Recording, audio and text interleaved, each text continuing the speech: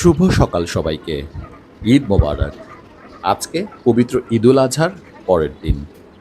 গতকালকে প্রচুর পরিমাণে গরুর মাংস খাওয়া হয়েছে। তাই আজকে সকাল সকাল ঘুম থেকে উঠেই ভাবলাম খালি পেটে একটা রিফ্রেশিং ডিটক্সিফাইড ওয়াটার তৈরি করা যাক। প্রথমে একটি কাপে পরিমাণ মতো আদা কুচি নিয়ে নিলাম। সেই সাথে পরিমাণ মতো লেবুর জল মিশিয়ে নিলাম। কৃষাণ বাড়ির পিঙ্ক সল্ট অল্প পরিমাণে সেই কাপে মিশিয়ে দিলাম এবং তার সাথে কৃষাণ বাড়ির বিটরুট পাউডার হাফ চা চামচেরও কম মিশিয়ে দিলাম।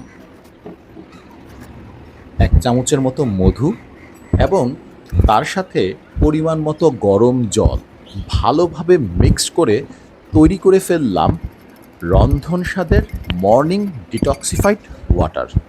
ধন্যবাদ।